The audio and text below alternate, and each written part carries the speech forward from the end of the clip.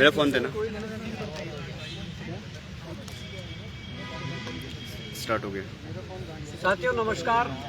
आज जैसे कि हम कोटद्वार में कल रैली में गए थे और रैली के बाद जो हमें फिर यहाँ से एसडीएम साहब का कॉल आया था, जिन्होंने हमारा ज्ञापन 7 तारीख के आंदोलन में लिया था, तो उनका कॉल आया कि सीएम साहब जो वार्ता के लिए मान गए और सीएम साहब ने जो वार्ता की है, आज सुबह हम जब 9:30 बजे सीएम आवास पहुँचे, उसके बाद जब 10 बजे हमारी सीएम साहब से वार्ता हुई तो तकरीबन 20 मिनट प्लस हमारी सीएम साहब के साथ जो वार्ता हुई वो सामने बैठकर उनको हमने बिंदुवार चीज़ों को समझाया कि किस प्रकार से यहाँ पर जो ये सिस्टम को क्लीन करने की बात है वो करनी है। तो हमने जो बिंदु रखे थे उसमें कुछ बिंदु हमने बढ़ाए भी हैं, उन बिंदुओं पर भी चर्चा करेंगे, क्योंकि जिस दिन रैली थी 9 सूत्रें मांगे थी और आज 12 सूत्रें मांगे हो चुकी है। उसमें सबसे पहले बीडीओ बीपीडीओ जो स्नातक स्तरीय परीक्षा में जो बड़ी खरीद फरोख्त हुई है, उस परीक्षा को रद्द कर दोबारा परीक्षा करवाने की जो हमने बात कही थी, उसमें सीएम साहब का कहना कि इस पर हम रोज पूरी तरह से इस पर काम कर रहे हैं और जो बच्चे मतलब आए थे वो चाहे चयनित हो या अचयनित बच्चे हो जिनका चयन नहीं हुआ है, उसमें कम से कम इन्होंने कहा कि हम विधिक जो सलाहकार हैं हमारे, उनसे सलाह ले रहे हैं और जो भी हम निर्णय लेंगे अभी इस पर बहुत अच्छे तरीके से निर्णय लेंगे। क्योंकि एक बात से सीएम साहब शायद अनभिज्ञ थे, उनको ये जानकारी नहीं थी कि ऐसा भी हुआ है। हमने उन्हें ये समझाया कि पेपर बहुत से लोगों के पास पहुंचा है और बहुत से लोग ऐसे हैं जिनका सिलेक्शन नहीं हुआ है परीक्षा में नकल करने के बाद भी। अगर आप सेग्रीगेट भी करते हो, अगर ऊपर से कुछ 200-250 बच्चों को हटाते हो, अगर उसके बाद वेटिंग लेते हो, तो वेटिंग में अगर उन लोगों ने ही आना है तो सिस्टम में फिर कैसा सुधार आएगा।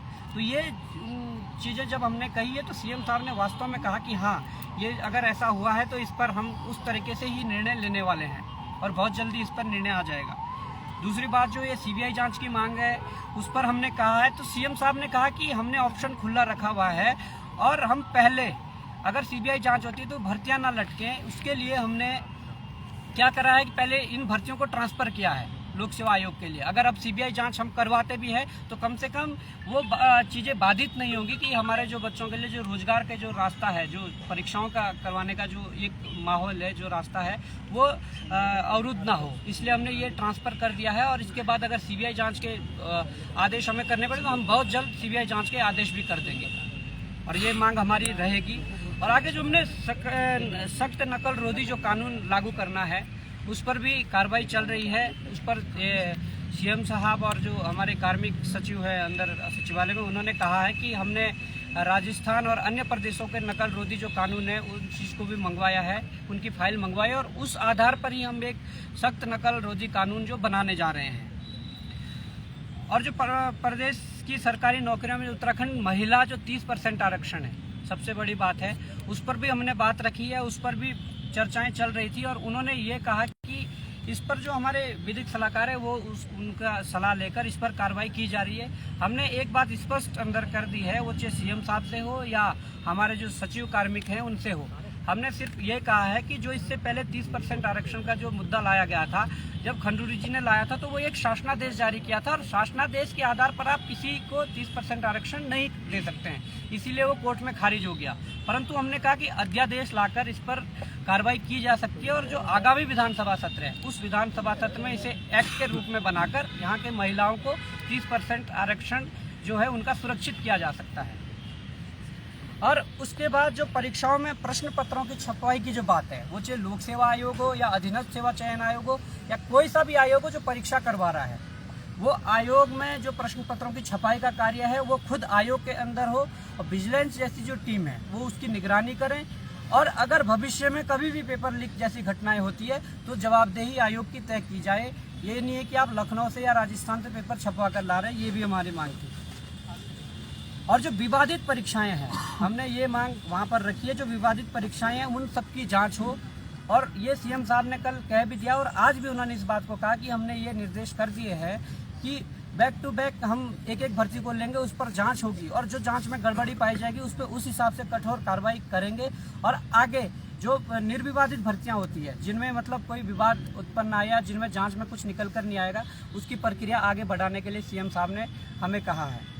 उसके बाद सभी जो बैकडोर एंट्री है उस पर हमने हिमाचल जैसे मॉडल को सामने लाकर उस पर कार्रवाई करने के लिए कहा है कि हिमाचल में जिस प्रकार से मॉडल है वो अगर संविदा पे भी वहाँ पर लगाते हैं तो कम से कम एक नियम है, एक मानक है कि किस प्रकार से हम रिटर्न एग्जाम लेकर संविदा में भर्ती करवा सकें।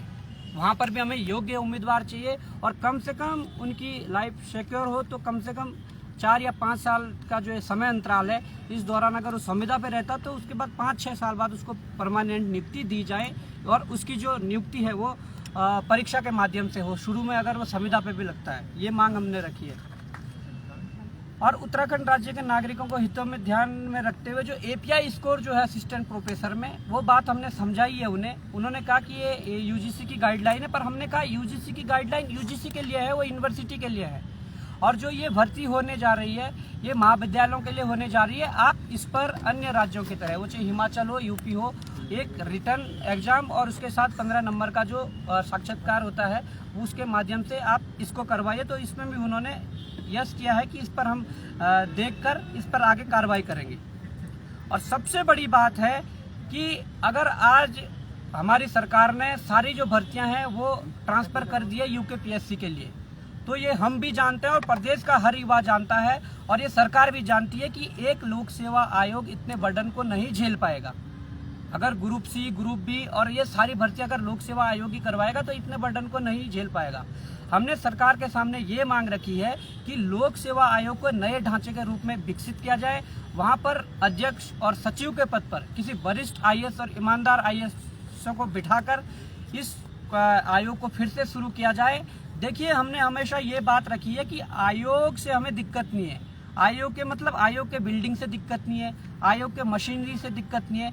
हमें दिक्कत है तो आयोग के अंदर बैठे उन दलालों से जिन्होंने इस प्रकार के कुकृत्य को अंजाम दिया है। आप ऐसे लोगों की छटनी कीजिए, उन लोगों को बाहर कीजिए और आयोग को फिर से खड़ा करके यहाँ पर जो भर्ती प्रक्रिया है उनको फिर से संचालित करवाइए। ये हमने मांग रखी है। और सबसे बड़ी जो एक मांग और रखी है, उत्तराखंड लोक सेवा आयोग की जो प्रणाली है उससे हम बिल्कुल सहमत नहीं है। और वो ये प्रणाली है कि लोक सेवा आयोग ने यदि कोई रिजल्ट जारी किया है तो आप रिजल्ट में उनके रोल नंबर जारी करते हो, आप ना उनके नाम, ना फादर्स नेम, ना उनके प्राप्तांक जो उन्होंने परीक्षा में प्राप्त अंक हैं वो नहीं देते हैं। हमने ये मांग रखी है, ये कार्मिक सचिव को भी हमने आज दिया है और मुख्यमंत्री साहब के सामने भी रखा है कि जो भी रिजल्ट जारी हो, अभी AEJE का अगर रिजल्ट जारी हो रखा है उसमें आयोग को अभ्यर्थी का नाम, अभ्यर्थी के फादर का नेम और अभ्यर्थी के प्राप्तांक जो प्राप्त किए हैं वो उस तरीके से जारी किए जाए और उसकी क्या कट ऑफ है वो जारी की जाए। ये हमारी मांग है। इसके लिए अगर हमें हरिद्वार जाकर लोक सेवा आयोग के अध्यक्ष से भी बातचीत करनी पड़ेगी तो हम वहाँ 2-4 दिन में वहाँ चले जाएंगे और इस पर बात करके वो पूरा जारी करवाएंगे। और उसमें जो फिर एक मांग और रह गई है, सिंचाई विभाग में जो 228 जो रिक्त पद थे जो विज्ञापन से एक दिन पूर्व हटा दिए गए थे, उन पदों को जोड़ने के लिए हमने मुख्यमंत्री साहब से बात रखी है और हमारे जो कार्मिक सचिव है उनसे बात रखी है। और आज इतने युवा यहाँ पर कुछ लोग आए हैं, वो भी कह रहे हैं कि हमारे ये 228 पद जुड़े, क्योंकि देखिए परीक्षा में हम ये जारी करने की बात तो कर ही रहे हैं कि नाम, नंबर और इनके फादर नेम जारी करें। बात यह है कि अगर परीक्षा में कुछ ऐसा पाया जाता है उसकी जांच भी होनी चाहिए, परंतु पदों को जोड़ने की बात है। परीक्षा जब भी हो पारदर्शी रूप से हो। ये कम से कम ये चाहते हैं कि 228 लोग अतिरिक्त उसमें जाएं और जो अपनी सेवा सिंचाई विभाग में दें। तो ये सारी तमाम मांगे थी। मुख्यमंत्री ने ये साफ निर्देश दिए कि हम युद्ध स्तर पर इस कार्य को कर रहे हैं और हम भी यही उम्मीद कर रहे हैं कि मुख्यमंत्री साहब आप जिस प्रकार से कार्य कर रहे हैं और जिस प्रकार से गिरफ्तारियां हो रही है आप करिए, हम भी आपका सहयोग करेंगे। परंतु अगर हमारे जो मांगे हैं उसके अनुरूप यदि कार्रवाई नहीं होती है तो आगे हम भी अपने लोकतांत्रिक तरीके से जो हमें हमारा संविधान इजाज़त देता है उस तरीके से हम इस लड़ाई को आगे बढ़ाएंगे। यदि हमारे अनुरूप जो हमारी मांगे हैं उन पर कार्रवाई नहीं होती है, इस बार रैली नहीं, इस बार फिर आंदोलन शुरू हो जाएगा और वो आंदोलन इतना बड़ा होगा कि जिसकी कोई सीमा नहीं होगी। हम तो चाहते हैं कि ये जो मांगे हैं, हम चाहते हैं ये जो मांगे हैं और आपने वादा किया है कि हम हर बात पर, हर मांग पर हम गंभीरता से सोच रहे हैं और हर मांग को हम पूर्ण करने के लिए हम प्रयास कर रहे हैं। तो हम भी यही उम्मीद चाहते हैं कि ये आप करिए, परंतु अगर नहीं करते हैं तो हमें देखिए मजबूरन हमें फिर आंदोलन खड़ा करना पड़ेगा, आंदोलन करना पड़ेगा।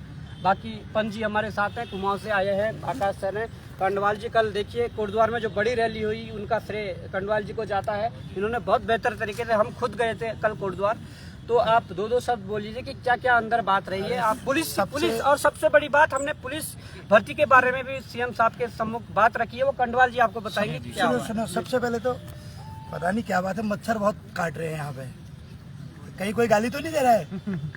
तो सबसे पहले हॉट टॉपिक पे बात करता हूँ, वीडियो बीपीडीओ माननीय मुख्यमंत्री जी ने बुलाया, उनका बहुत बहुत धन्यवाद। करीब आधे घंटे का समय उन्होंने दिया माननीय मुख्यमंत्री जी ने। 5 लोग हम गए थे, एक एक करके उन्होंने हमारी बातें सुनी। देखो दोस्तों, मैं बताऊं, माननीय मुख्यमंत्री जी ने एक पहलू को हमारी माना कि इसमें एक तो नॉर्मलाइजेशन के तरीके से धांधली हुई है, एक ये माफियाओं ने धांधली कर रखी है, और हमने उस पॉइंट के बारे में भी उन्हें बताया कि अगर सेग्रीगेशन होता है, जो अपने आप को सो कॉल्ड मेहनती कहते हैं या चयनित कहते हैं, यदि उनको ज्वाइनिंग दी भी जाती है, तो हमने उनको एक पॉइंट बताया कि इसमें कैसे पता चलेगा कि कौन सही है कौन गलत है। और बहुत सारा लड़का ऐसा है कि जिसको पेपर मिला, उसके बावजूद भी वो 1-2 नंबर से सिलेक्शन में रुका हुआ है। तो इस बात पे उनका ये कहना था कि ऐसा हमने कोई भी निर्णय नहीं लिया है कि ज्वाइनिंग दी जाएगी, बल्कि उनका ये कहना था कि परीक्षण किया जा रहा है। उसके बाद माननीय मुख्यमंत्री जी का धन्यवाद, उन्होंने हमें जो है अपर निजी सचिव है ना, अपर सचिव साहब से जो है मुलाकात कराई। करीब 1 घंटा जो है सचिवालय में उनसे मुलाकात हुई है। एक एक बिंदु पर एक यहाँ तक कि मैं आपको बता रहा हूँ, ये जो क्वेश्चन है ना 2 अक्षांशों के बीच की दूरी, ये वाला क्वेश्चन 2 अक्षांशों के बीच की दूरी वाला क्वेश्चन तक उन्होंने रीड किया। इसके लिए धन्यवाद शैलेश बगोली जी का कि उन्होंने हमारी भावनाओं को समझा, और उन्हें हमने जो पॉइंट बताया वो बताता हूँ। वीडियो भर्ती के मामले में हमने ये पॉइंट बताया कि साहब, अगर आप एक पक्ष को इसमें ज्वाइनिंग दे देते हो, तो दूसरी बात ये है कि दूसरा पक्ष कोर्ट जाएगा और ये कोर्ट में जो है लंबी ये प्रोसेस चलेगी निश्चित तौर पे। और दूसरी बात, उन्होंने भी ये बात मानी कि भाई वास्तव में इसमें गड़बड़ियाँ हुई हैं, और कई पॉइंट ऐसे थे जो आज तक सरकार के पास पहुँचे नहीं थे, उनको हमने बताया। और मैं फिर ये कह दे रहा हूँ कि इस भर्ती में आज नहीं तो कल री एग्जाम हो करके रहेगा। और शैलेश बगोली जी तो ये भी कह रहे थे कि मुख्यमंत्री जी ऐसा नहीं कह रहे कि सीधे ज्वाइनिंग, मुख्यमंत्री जी ये देखना चाह रहे हैं कि जैसे कोई वास्तव में अपनी मेहनत से निकले हुए हैं, मेहनत से निकले हुए भी, ऐसा नहीं है जो मेहनत से निकले, हमने भी कहा हाँ सर हैं, उनके लिए हम कुछ सोच रहे हैं कि अगर कुछ ऐसा हो जाता है कि उनको ज्वाइनिंग दे दो, बाकी के पदों पर री एग्जाम करा दो। तो मैंने कहा सर ऐसा तो आज तक कभी संभव ही नहीं हुआ है। तो उन्होंने भी इस चीज़ को माना। तो उनका ये कहना था कि अखबार इत्यादि को आप मत मानिए, और आप निश्चित तौर पर ये मान के चलिए कि इसमें दोनों पक्षों का न्याय रखा जाएगा। और उनका ये कहना था कि विधिक हम सलाह ले रहे हैं, अभी समय लगेगा, इसमें एकदम नहीं होगा। तो मैं आप लोगों को ये कह रहा हूँ कि रद्द कह रहे थे जो लंबे साहब, ठीक है, तो उनको मैं कह दे रहा हूँ ज्वाइनिंग नहीं होगी, ज्वाइनिंग नहीं होगी, बल्कि इंसाफ हो करके रहेगा। यदि हम छात्रों की भावनाओं के साथ खेला गया तो फिर हमारे बॉबी भाई जिंदाबाद, चाहे हमें अन्ना हजारे जी के उस पर चल करके आंदोलन खड़ा करना पड़े या राकेश टिकैत बनना पड़े, आंदोलन होगा फिर। धन्यवाद। और देखिए, मैं तो यही कहना चाहूँगा कि आज जो बैठक की मुख्यमंत्री जी से, बहुत ही सकारात्मक बैठक हुई और बहुत ही अच्छी बैठक हुई। और क्योंकि इसमें जो लगभग मांगे हम ले गए थे कि मुख्यमंत्री जी हमारी ये मांगे हैं, तो उन्होंने लगभग जो है सभी में डिस्कस किया। और 25 मिनट एक मुख्यमंत्री का, वो भी बेरोजगार संघ को देना, बहुत बड़ी बात है, बहुत बड़ी। क्योंकि मुख्यमंत्री जी 25 से 30 मिनट बड़े बड़े नेताओं को नहीं देते हैं, बहुत मतलब ऐसा हमने सुना है, लेकिन बेरोजगार संघ को 25 से 30 मिनट देना बहुत बड़ी बात थी। ये हमारे लिए सौभाग्य की बात है कि मुख्यमंत्री जी से हमने इतने 30 मिनट तक बातचीत की हमने। इसके साथ साथ मैं ये कहूँगा कि बाकी तो बॉबी भाई ने और पीसी पंजी ने आपको बता दिया कि वीडियो भर्ती का क्या होने वाला है, लेकिन सबसे बड़ी बात तो ये है कि पुलिस भर्ती का भी हमने उसमें जिक्र किया। हमने पूछा कि पुलिस जो भर्ती है उसमें जो आयु सीमा है उसका क्या होगा सर, वो भी आप कीजिए, क्योंकि सबसे बड़ी ये कई सालों से हम इसका संघर्ष कर रहे हैं और 8 साल से ये विज्ञप्ति नहीं आई थी। ऐसे में उन बच्चों का क्या होगा। तो मुख्यमंत्री ने इसमें ये कहा कि बहुत जल्द जो है कम से कम 1200 से 1500 पदों पर एक नई विज्ञप्ति जारी होने वाली है पुलिस की, और उसमें जो है जो छूटे हुए अभ्यर्थी हैं उनकी आयु सीमा जो है उसमें बढ़ाई जाएगी। लेकिन ये क्या सही होगा या नहीं होगा वो हम आगे भी देख सकते हैं, कुछ दिनों बाद इसका पता चल जाएगा। हालांकि हमने पता किया है कि 1500 कांस्टेबल की पद तो हैं वहां पर, लेकिन असल में मुख्यमंत्री क्या उसमें आयु सीमा बढ़ाएंगे? इसके देखिए दो और चीजें हैं, क्योंकि हमने हाईकोर्ट में भी 2 याचिका इसमें लगी हुई हैं, तो हाईकोर्ट से जीत तो हमारी निश्चित है, लेकिन हम चाह रहे थे कि काश मुख्यमंत्री इसमें फैसला ले लेते। लेकिन देखिए मुख्यमंत्री ने ये तो कहा है हम सबके सामने कि आने वाले समय में मैं इस पे भी जो है कुछ न कुछ समाधान निकालूंगा। और दूसरी चीज ये है दोस्तों, बाकी तो आप सबको पता है कि वीडियो भर्ती में जो है सारे जितने भी तथ्य थे वो मुख्यमंत्री के सामने हमने रखे हैं और मुख्यमंत्री ने सकारात्मक उसमें कहा। इसके साथ सीबीआई जांच उन्होंने कहा है कि इसके तो मैं कल ही दे दूं सीबीआई की जांच कराने। लेकिन अगर मान लीजिए ये सब चीजें नहीं होती हैं, मान लीजिए कुछ नहीं होता है और 1-2 हफ्ते में या फिर 1 हफ्ते बाद कुछ नहीं होता, तो उसके बाद हम जो है रुकेंगे नहीं, क्योंकि रुकना, अगर बेरोजगार संघ रुकेगा तो समझ लीजिए आप जैसे छात्रों बात करूँगी, उन्होंने समय दिया, कम से कम लोकतंत्र में उन्होंने बात तो सुनी कि हम भी इसी प्रदेश के नागरिक हैं भाई, हम भी इस प्रदेश की भलाई चाहते हैं, इस प्रदेश के युवाओं का भला चाहते हैं। सबसे महत्वपूर्ण मुद्दा जो मैं समझ रहा हूँ इस समय सिस्टम को साफ करने का है। बगोली साहब से जब हम बैठे थे, बहुत लंबी चौड़ी चर्चाएं हुई, तो कम से कम इतना है कि अंदर बैठे लोगों ने एक ड्राफ्ट तो तैयार किया है, मतलब ऑन दस्तावेज काम हो रहा है। जो न्यायिक पहलू हैं उन पे सरकारें मंथन कर रही हैं, समय लग रहा है, ये चीज़ें थोड़ा सा समय लगना है कुछ चीज़ों में। लेकिन जो सबसे बड़ी बात है वो यही है कि जो अपराधी पकड़े जा रहे हैं, कहीं ऐसा ना हो कि जो इससे पहले जो घटनाएं घटी हैं कि गैंगस्टर लगने के बाद भी लोग नौकरियां कर रहे हैं, तो ये पक्ष भी मैंने उनके सामने रखा कि यहाँ तो ऐसा हो रहा है साहब कि किसी अपराधी पर गैंगस्टर लग रहा है और वो दोबारा नौकरी कर रहा है। तो उन्होंने कहा कि इस समय हम इस तरीके का एक ड्राफ्ट तैयार कर रहे हैं कि जो लोग अभी हैं ये किसी भी तरीके से कोर्ट से बरी ना हो पाए, इनकी संपत्ति जब्त हो, जरूरत पड़ी तो ये कुर्की वगैरह सारी इनकी हो, इस तरीके। दूसरा ये है कि कुछ पहलू थे जिन पे बातचीत नहीं हो पाई, जैसे नॉर्मलाइजेशन का मुद्दा था, उसका डेटा मैंने उनको बताया। बगोली जी से जब बात करी तो उनकी भी जानकारी मैंने उनको समझाया कि साहब देखिए 71 से 77 हो रहे हैं, 77 से 71 हो रहे हैं।